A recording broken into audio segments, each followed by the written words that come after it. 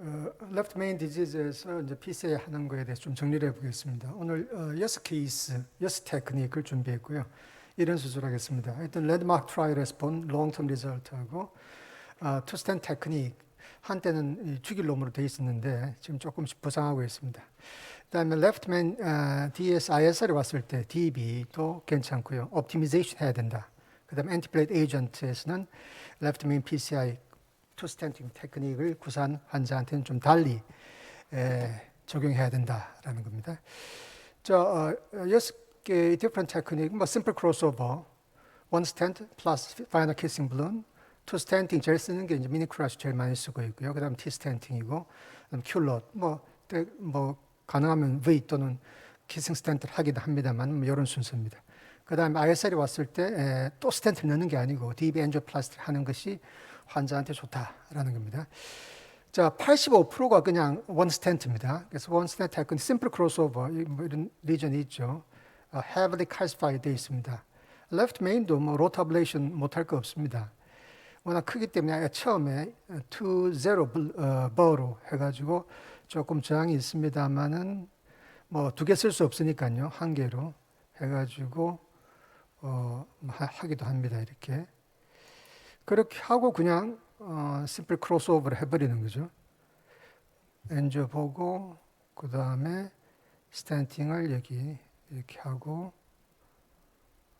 할 때 오스 커버리지 같은 거 보기 위해서 다이도 조금 저는 쏩니다. 이렇게. 그래서 immediate result 괜찮고요.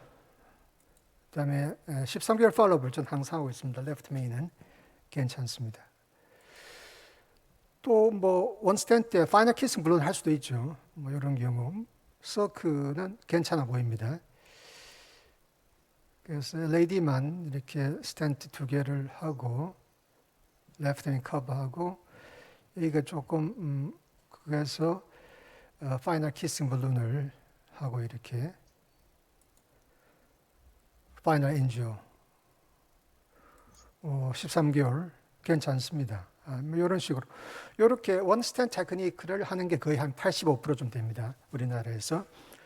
자, 이런 원 스텐트 테크닉 모자리티 레프트맨 PCI의 롱텀 리절트가 어떤가를 보면은 뭐 신텍스는 제외하고요. 하도 올드 패션이라서 이런 SES, ES, ZS, BS를 넣은 3 to 5year 보면 메이스가 한 30% 됩니다. 5년 사이에 데스가 한 10% 좀 높고요. 애니 리바스큘라라이제이션 한 15% 정도 됩니다. 이런 경우에 보통 DAPT를 오래 쓰는 그런 트렌드가 있습니다. 자, 그럼 캐비지하고 비교해서 어떤가? All Death를 보면 Syntax 5, Pre-Combat 5, Excel 5, Noble 5 years인데 보면 다 비슷한데 엑셀만 PCI가 조금 높습니다. 한 14%대 10%. 그렇지만 이제 부드로 리오트의 원이어 팔로우까지 같이 해가지고 메타 분석을 하면은 all death가 똑같습니다. PCI건 캐비지건 카디악 데스 똑같아요. 한 5년 정도 봐도 똑같고요. 스트로크는 똑같습니다만 약간 트렌드는 PCI가 조금 좋은 걸로 트렌드는 나오고요. all MI는 똑같습니다만 트렌드는 캐비지가 조금 나은 걸로 나와 있습니다. 그렇다면 10year는 어떤가? 10year 보면 모텔리티가 똑같아요. PCI나 캐비지나 한 서양에서는 10년 사이에 한 25%가 죽는다라고 생각하시면 됩니다. 동양은 어떤가? 프리컴뱃 10year 15%. 그래서 역시 서양 사람이 이스케믹 버든이 많고 레프트 메인 또는 레프트 메인 PCI나 캐비지를 했을 때 10년 사이에 동양은 15% 죽고 서양은 25% 죽는다. 이렇게 생각하시면 됩니다. 이게 유저한 건데, 투 스텐트를 하는 경우가 있죠. 한 15% 정도. 자, 투 스텐트 어떤가? 이게 원 스텐트입니다. 여기 투 스텐트예요. 확실히 투 스텐트가 불리하긴 불리합니다. 스텐트를 마이너스 그렇기도 하고, 역시 투 스텐트를 넣은 환자들이 컴플렉스 리전이 많기 때문이죠. 그런데 샤오링 최는 뭐 자기가 구하는 DK 크러쉬를 쓰면은 투 스텐트가 오히려 낫다라고 계속 주장하고 있습니다. 3year follow-up result를 보면 target lesion failure가 simple인 경우에 provisional straight 15%고 DK 크러쉬가 한 9%. complex lesion인 경우 provisional 하면 올라가죠. 20까지 올라가는데 3년 TLF가 DK 크러쉬 하면 전혀 올라가지 않는다라고 주장을 하는데 다른 나라 사람들이 잘 안 믿습니다. 그래서 이 사람들이 또 꾸준히 또 스타디를 하고 있죠. Definition 2라 해가지고 DK 크러쉬를 encourage 시킨 투 스탠트에다가 provisional strategy로 complex bifurcation region만 골라서 했죠. 그래서 left main이라면은 보통 circle의 region length가 10mm 이상 and stenosis가 70% 이상 되는 그런 경우에서 이런 minor criteria, calcification, multiple lesion, bad angle, main vessel이 작은 거, 그다음 main vessel lesion length가 긴 거, thrombus containing lesion 이런 것들이 있으면은 이렇게 컴플렉스 리전이라고 디파인을 하고 한 330명으로 랜더미제이션 했죠. 그래서 투 스탠스 그룹에서는 한 90%가 스탠트를 넣었고 대부분 DK 크러쉬 또는 큐롯, 리버스 큐롯을 사용했고요. 프로비저널 그룹은 한 10%, 20%가 스탠트를 넣기는 했습니다. 투 스탠트로. 그래서 하여튼 프로비저널 그룹, 이게 한 80%는 원 스탠트고요. 보면은 TLR, Target Vessel MI, TLF가 전부 다 투 스탠트 테크닉이 낫다. 좋다 이렇게 또 주장을 하고 있습니다. 그래서 투 스탠트도 컴플렉스 리전의 경우는 why not 해야 되지 않느냐라는 이제 도그마가 조금씩 움트고 있습니다. 그래서 투 스탠트 테크닉을 한국에서 비교해 보면은 코비스 3에서 2,600명의 바이피케이션 리전 중에서 한 15%가 투 스탠트를 넣었어요. 한 454명을 분석했습니다. 프로비저널 스트래티지가 한 117이고 그 두 배 되는 것이 시스테믹 스트래티지로 투 스탠트를 넣었습니다. 테크닉은 크러쉬가 more than half고 그다음 T 스탠팅 그다음에 요 큐로다우 키싱이 비슷한 숫자입니다. 그래서 한 4.5년 정도 팔로우한 데이터를 분석을 했죠. 서큘레이션 저널에 실었습니다만은 보통 이제 우리나라에서는 미니 크러쉬 제일 많이 쓰고요. 그다음 T 스탠팅, 그다음 큐로 앤 키싱 스탠트입니다.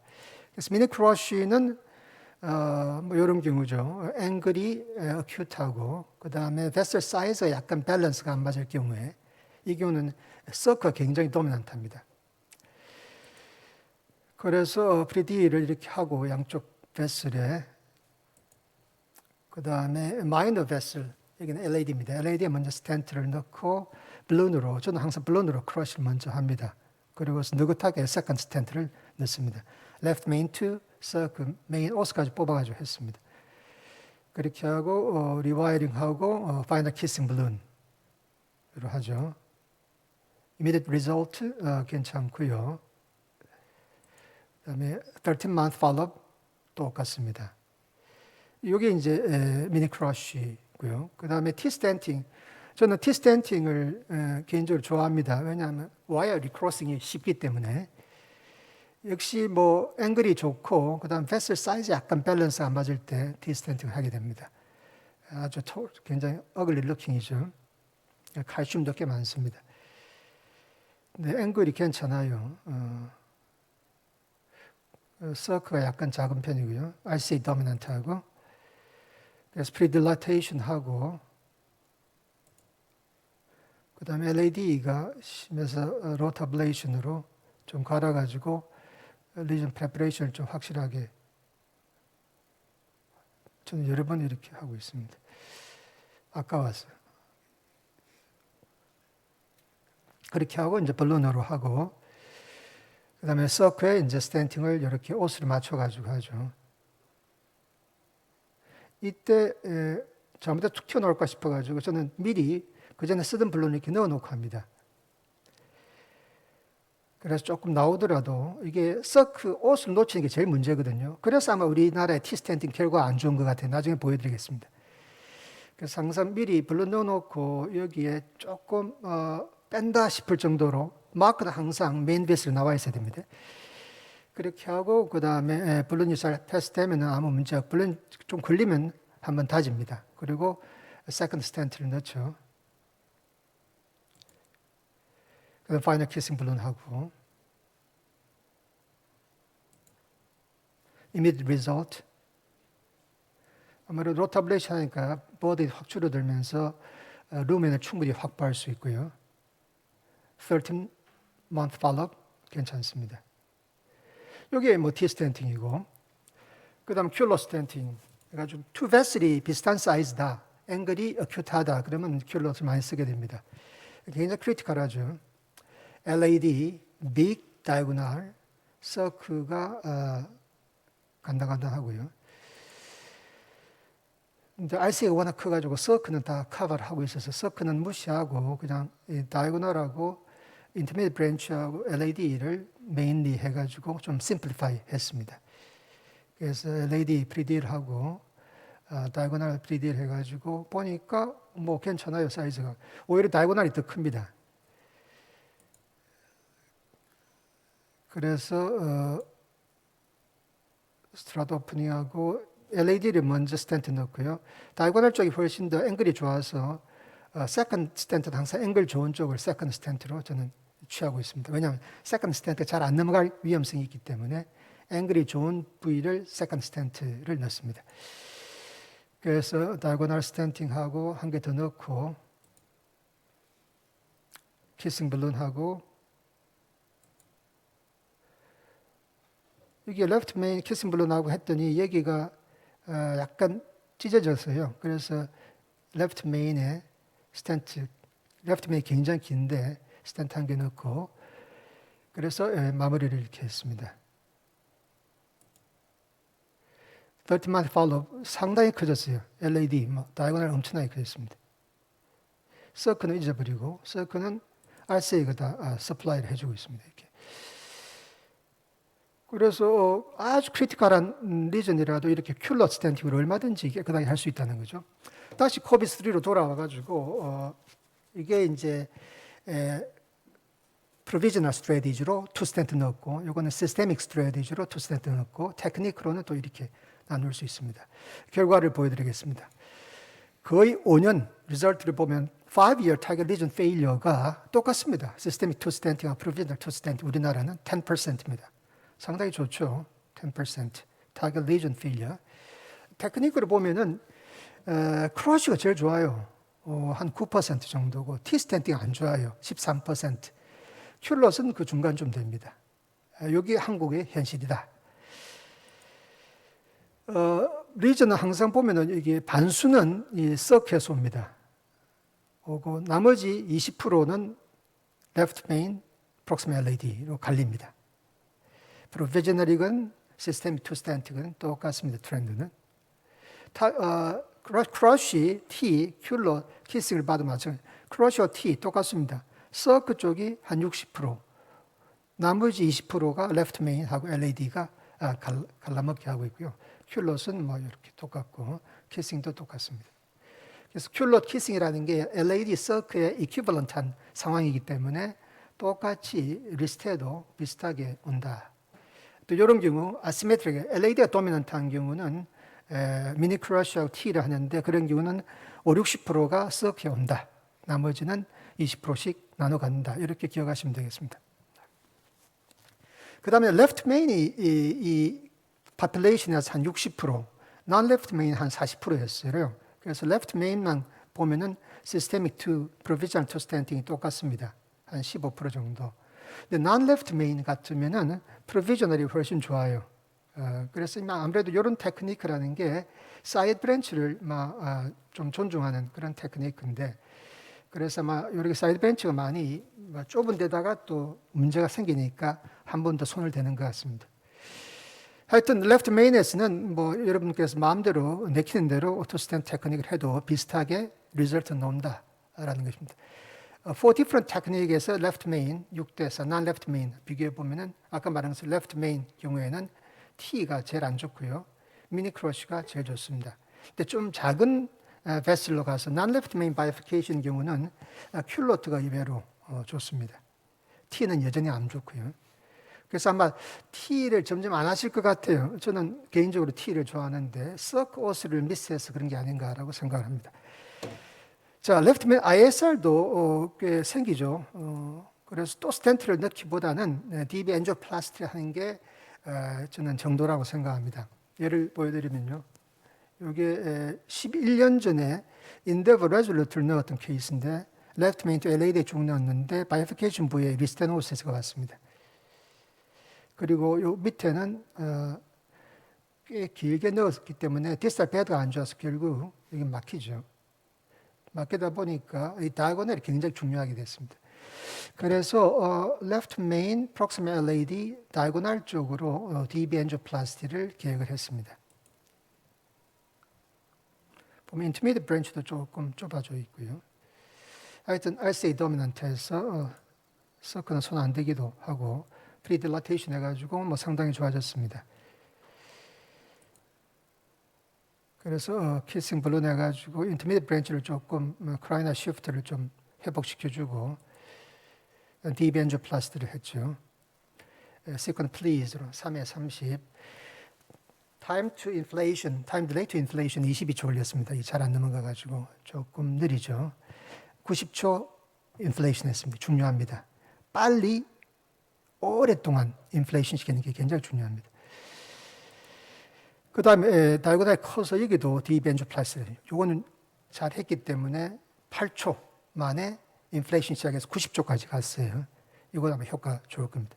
그래서 파이널 키싱 블룬하고 나왔죠. immediate angiography를 보면은 뭐 괜찮습니다. left main bifurcation 좁았던 거 다 해결됐고요. proximal LAD가 플락 버든이 있습니다. 뭐 괜찮죠. 이렇게 LAD 오스도 괜찮고 그래서 13개월 팔로우 보면은 괜찮습니다. 이렇게 proximal LAD 플락 버든이 조금 프로그레스 했을지 모르지만은 뭐 전반적으로 아무 문제 없죠.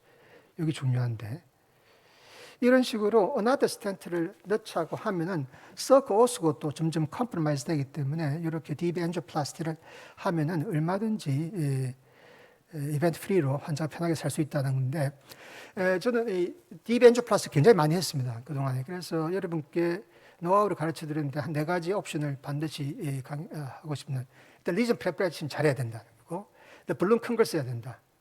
그 다음에 토탈 인플레이션 타임이 굉장히 중요하다. 빨리 인플레이션 시작해야 된다. 머뭇머뭇하다가 약이 다 씻겨 나가버립니다.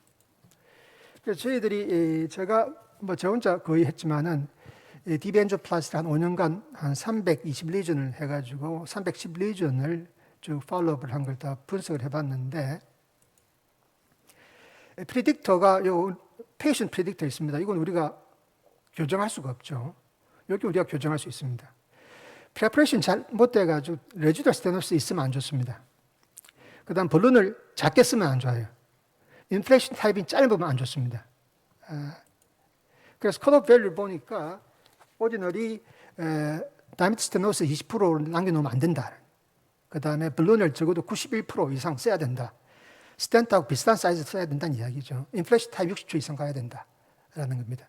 이걸 다 만족시키면은 2-year target lesion failure가 10%도 안 됩니다. 만족 안 하면 거의 3분의 2가 다시 문제를 일으켜요.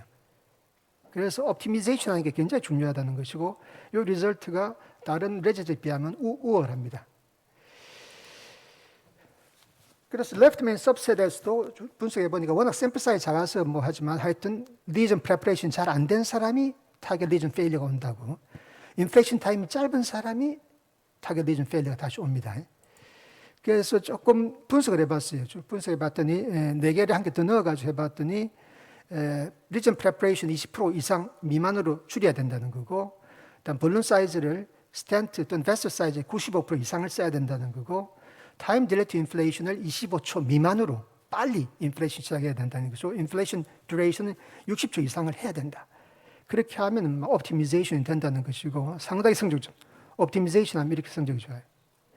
non-optimized 되면 이렇게 성적이 나쁘고 그래서 DB 엔지오플라스티로 재미를 못 봤다는 사람은 이런 거를 잘 반성을 해봐야 된다. 이런 이야기입니다.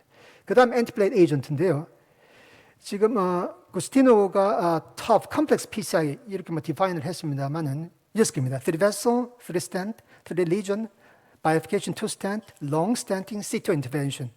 이 6개의 컴포넌트가 많으면 많을수록 longer DAPT가 좋다는 거죠. 이런 RCT를 배경으로 이렇게 디파인을 했습니다. bifurcation 2 stent은 특히 thrombotic 이벤트가 제일 높아요. stent thrombosis 제일 높습니다.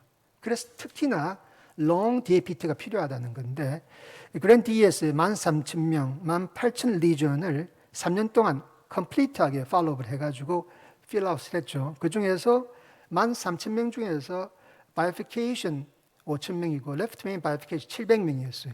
1 stent 560명, 2 stent 130명. 가지고 보니까 이렇습니다. 3-year target lesion failure가 2스텐트가 안 좋아요. 20%. 1스텐트는 10%밖에 안 되죠. 그래서 확실히 2스텐트를 넣은 환자들의 성적이 안 좋다라는 것인데 재미있는 게 DAPT를 1년 이하 쓰는 경우는 확 차이 납니다. 이렇게. 2스텐트, 1스텐트. DAPT 오래 쓰면은 조금 차이 나요. 조금. 통계적 유의성은 없습니다. 랜드마크 나리에서 보면 1이어까지 DAPT 쓰고 그 다음에 모노테라피 바꾸면은 2스텐트 그룹이 이렇게 나빠집니다. 그래서 left main bifurcation에 2스텐트를 넣었을 때는 반드시 long DAPT를 써야 된다는 건데 코비스3에서도 한 분석을 해봤어요. 했더니 코비스3에서 target lesion failure가 있는 환자들의 DAPT duration의 proportion이고 이건 멀쩡한 사람의 DAPT proportion인데 보면은 역시 DAPT duration이 짧은 사람들이 많이 있습니다. target lesion failure가 온 사람들 중에서. 그래서 컷오프 밸류가 한 2.5년쯤 되는데 2.5년 이상 쓴 그룹하고 미만 쓴 그룹에 상당히 차이가 납니다. 그래서 left main bifurcation 2스텐트를 했을 경우는 long DAPT가 정답일지 모르겠다라는 겁니다. 그래서 2스텐트가 필요한 경우가 있고 뭐 사이드 브랜치의 사이즈나 의미 때문에 2스텐트 넣게 되는데 테크닉 상에서는 뭐 그런 식으로 돼 있다는 것이고 하여튼 1, 2스텐트 다 필요할 때 쓸 수 있다라는 것이고 ISL이 왔을 때 DB 엔지오플라스티 잘해야 된다. 그래서 fully dilatation하고 레지dual 스테노스 없애야 되고 물론 큰 거 스테해야 되고 빨리 오래 인플레이션 시켜야 된다라는 것입니다. 그 다음 prolonged DAPT가 필요하다. 예, 이상입니다. 감사합니다.